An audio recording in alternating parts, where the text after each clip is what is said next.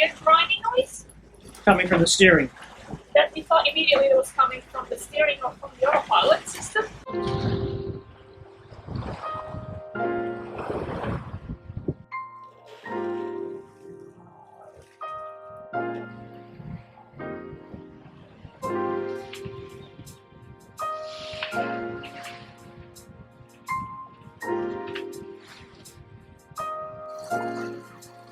Okay, so talk to us.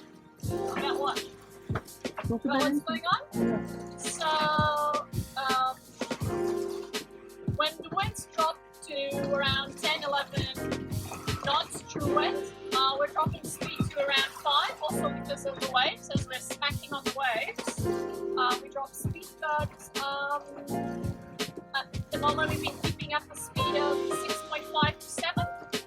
And when it gusts a bit more to 16, occasionally to 7.5. We have a reef on the main, a reef on the jib, and it's fine.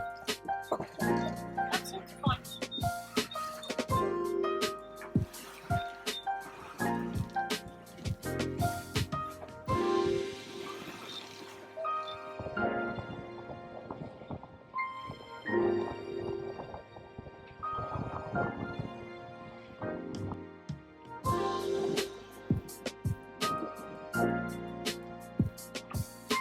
So 1 hour in our sail, our official first sail of the season. We are in October. Yeah, we're in October. Nearly the end of the year. What would usually be towards the end of our season of sailing, it's actually when we're starting. Because of COVID, because of the accident that we suffered in December at the marina. So we haven't been sailing. We have new sails, and how do we feel about them?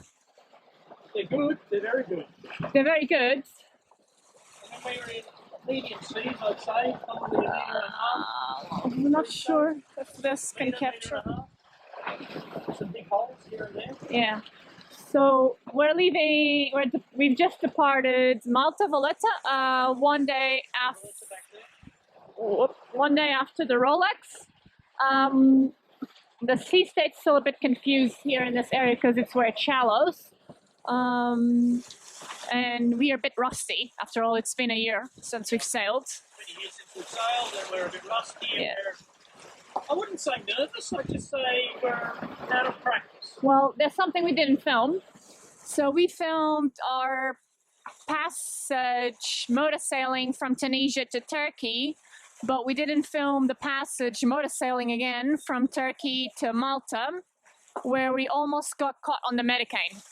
And some friends of ours that were literally 24 hours behind us, they've actually had to abandon their vessel.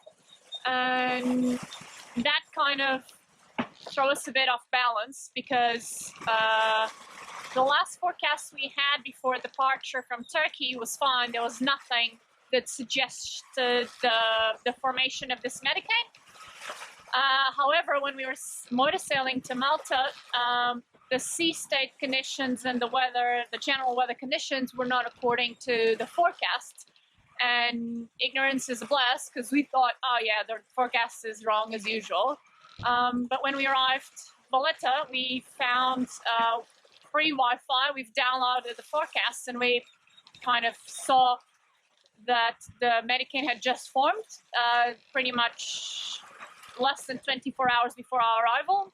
And we were in fact already caught on the Medicane on the edge. That's why we had those bizarre conditions. And then we realized that our friends were getting caught on it. And then the news rolled in and we kind of, it threw us a bit off balance because it could have been us.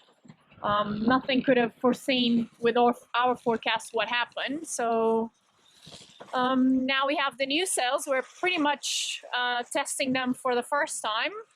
First real sail. First real sail. So we have hydronet radial, specifically made for offshore sailing. So it's a heavier duty than probably would have been chosen for this boat. And our first impressions is that they perform really well. A bit maybe too well for us right now. Just getting used to it. Yeah, so we're getting used to everything.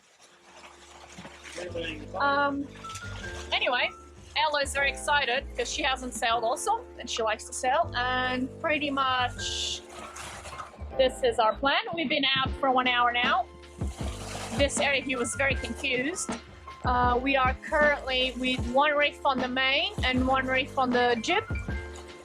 We're still doing 7 knots, around 6.5 to 7 knots, and the winds are below 20. 13 to 14, gusting just below 20. Wind angles 50 degrees. Yeah, wind angle 50 degrees. And the reason why we're on the jib is because we need to get back on our mojo, but look at that.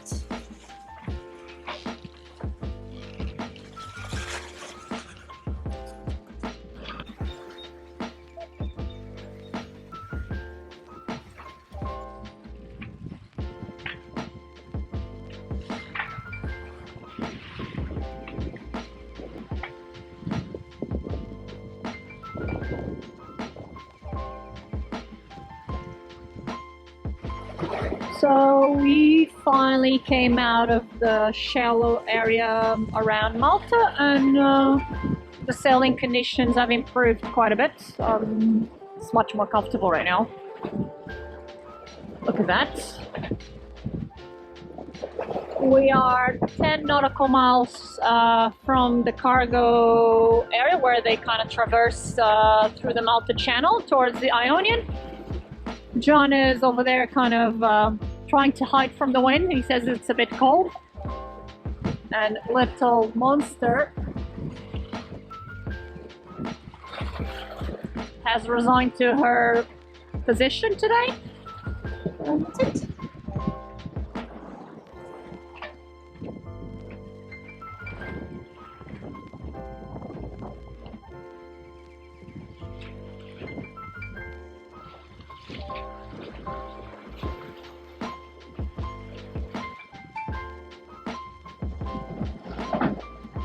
So we're now under full sail on wind mode on the autopilot. How much are we have about wind right now? 12 knots. Around 12 to 13 knots of true wind on a 35 wind angle, apparent wind angle. This is the current speeds, and we are on a good track. We should be in roughly 5 hours at the most southern point of Sicily. As we're coming up on the shipping channel area, the wind has dropped off quite a bit, and what a change. No more white caps, or barely any white caps. True wind was 7.5. Yeah, true wind is 7.5. We're still managing to... Yeah, we're still squeezing 5 knots. Speed over ground. But we've had to change our angle. Yeah, but we had to change our angle considerably to keep our speed, because as it dropped off, it has also gone a bit more upwind. So right now this is what we're doing. This is probably going to look weird on this camera, but anyway. So this cargo ship is already passing in front of us, and this one here is that one over there, and we've already crossed his bow, all good. But unfortunately, we were on a heading of 35 degrees, so to get to here, and we're now on a heading of 45. So we changed our heading for 10 degrees to starboard, but we're picking up speed again, so probably we can correct this throughout the afternoon, where we change our jib to a full jib, but we're still keeping the main on a reef, because otherwise we need to change our direction to hoisted, and we're in the middle of the cargo ship area, so it's not exactly the best place to be turning and slowing down, losing speed and all that. Anyway, that's the cargo ship that on AIS shows up in red, because it's quite close to us. Is maybe 1 nautical mile from us. He already crossed our bow. So we're now gonna cross to the other side of the shipping channel. Although it's not a officially marked TSS, but it does look like a TSS. And they are doing roughly 12 knots to 14 knots, depending. We put the main up to the full, so it's full main now. We put the autopilot into wind vane mode so that the boat now tracks to the wind on 35 degrees. We've just let the jib out a little bit because we're heeling quite a lot now. And yeah, we're only in 11 or 12 knots of wind. We're doing 6 knots, but the extra heel is not worth it. Well, a lot from what we were used to. Yeah. And it's not a big deal by it's just that standards, but it's just compared to what we used to have. The boat does heel a bit more with the new sails, the Hydronet sails. Can you explain how did we shape the reef, the one reef on the main, because we didn't turn the boat to the wind? Yeah, so some friends of ours, Simon and Julie, told us that there was a way to reef the main without having to turn the boat. So we tried that today, which was essentially moving because we're pointing so high on sort of 30, 35 degrees, we can let the mainsail come across to the starboard side on a port tack, and then ease the main down and lower it. So the car went all the way to the right hand side of the light, the port starboard side, and that eases the main enough for us to lower it. So we were able to do that without having to pack the jib and then turn the boat into the wind and all that stuff. Good to do. Yeah. So just to show how much, so now we're heeling 10 to 15, opposed to before we were heeling maybe more close to 15 to 10. That is about 5 degrees.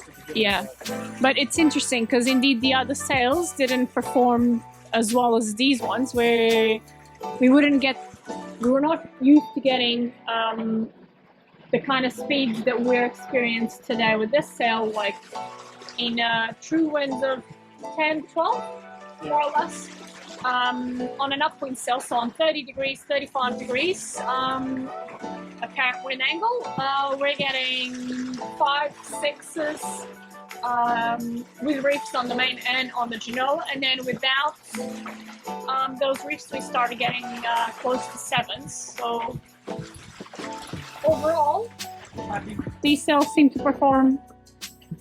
Well, let's see. Seem to. They still do. Let's see. We're going to get a year into using them and see how they perform over time. Yeah.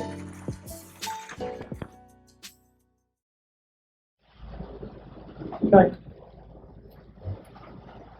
So we were on the sail. We had just tried to sail on the full sails, just to kind of experience it, and thought we were heeling a bit too much, and there's no need for that. So we put back one reef on the main, and was it while we were doing the maneuver? Like the grinds? Well, first things first, we tore the sail bag.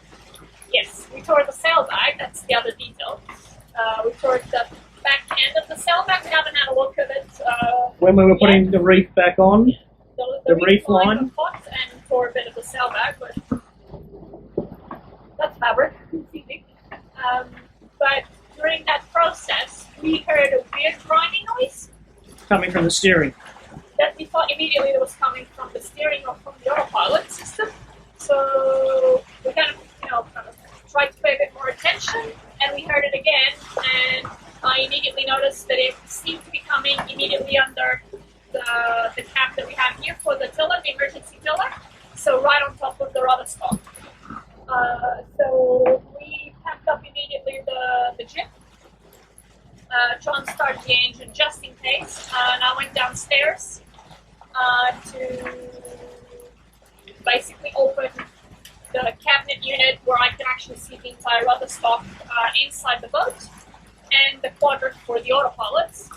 And I were already washed my hands. But anyway, I found this very fine black powder, like the dust. Black dust. Coming, I believe, from the quadrants. And I think I need to check the photos because we always, when we do servicing of items or before any big trip, we take photos of pretty much everything. And then we compare it the next time to see if things chipped or not. But I think that the quadrants for the autopilot has slipped Not up. for the autopilot, the quadrant for the steering For system. the steering and also the autopilot. The autopilot's also connected to it. Has slipped up and it seems to be touching an L-shaped bracket that we have that I think it's to keep the quadrant in position or from slipping. I think it's shaping on that quadrant. So we made the decision not sailing anymore because clearly the rudder and the sail, with full sails, is putting too much pressure on the quadrant that already seemed to have slipped. So we're under engine and we're going to anchor the nearest anchorage to inspect what's actually going on Before we proceed any before further. we proceed any further. Yeah. Okay. That's it. Anyway, after dropping the sail, we don't seem to be hearing that grinding again, but definitely. Well, because we're the boat's no longer heeling and under load. Under load, yes. So there's a lot less pressure on the rudder at Yes. the moment. But anyway, we're 4 hours away from shore. So that's okay. we'll continue on to shore and then we'll work it out. Yeah. And then I need to go hunt for the photos, the last photos of the quadrant to see if there's indeed any change on the position as I think it is. Bye for now. Okay, so we motored for about half an hour after we had the incident with the quadrant, and we decided that the winds had dropped enough down to about 10 knots that allowed us to try sailing again. So we put the jib out on reef 1, and the main was on reef 1 already, and we got back to sailing again. And we haven't heard the noise again from the quadrant, but obviously when we stop we will inspect it. There. But now we're hopping along, doing 6.5, 7s, and occasionally getting 8 knots speed over ground. So we're doing very well. And we know the wind's going to drop out when we go around the cape. When we go around this cape, the wind will drop. So we're not sure if we're going to be able to continue to sail, but we'll see how we go. But at this speed, we'll be in at 9 o'clock tonight. Woohoo! Not going to happen. But anyway, the reason why we think we're not listening again to the grinding noise from there is because the boat was a bit overpowered and it felt like it was lifting. What we're finding is when we have the full main and the full jib, and the wind picks up to about 14 knots, the boat heels quite a lot. And with that heeling, the rudder is almost sailing in the water, so it kind of lifts. And I think when it's lifting, it only lifts about 10 millimeters, just a tiny bit. But that's enough for the quadrant to strike the. It's like a retaining angle. We'll show you when we go in and inspect it. And when that lifts and it hits that retaining angle, is what's getting in the That was the noise, yeah. And the reason is because going to move the quadrant down about 5 millimeters so that doesn't happen anymore, and put some marine grease in there just to make sure that it's not rubbing and not grinding and it protects it somewhat. Because we serviced or we did some maintenance on the quadrant while we were in Turkey. While we were in Turkey, we dropped the rudder and inspected the shaft. And then put it back up. Part of that inspection was to inspect the rudder bearing, make sure it was all good. We were happy with it. So we put it back up, and then when we refitted the quadrant, it might be a bit higher. Might have been just a fraction high. Because in the meantime, we've come all the way from Turkey to Malta, and it was in pretty heavy conditions, and we had no problems. So we didn't get any of that noise. I guess that's what it is. But anyway, we'll do a full inspection once we get to our destination. But right now, no noise. Everything seems back to normal. A little bit of puppy fluff. A little bit of puppy time. So this here is the steering quadrant that the autopilot connects to the computer unit, and over there on that metal piece that is by the bulkhead, it seems like there's no longer a gap, suggesting that the entire rudder somehow moved upwards, and obviously the quadrant together, and it's now the quadrant is rubbing on that Guard. on that guard, that metal piece, and that entire dust is what kind of identifies the problem. Yeah. So John is now Adjusting the quadrant height. Just going to do it a bit and then we'll have a look. Do you need the other one to the other side to be sure that it's level? No.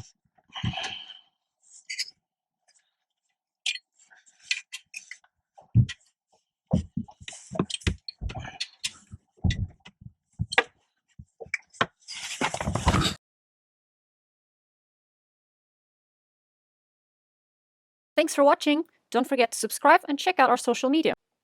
Head out to our Patreon page and buy the dog a bone.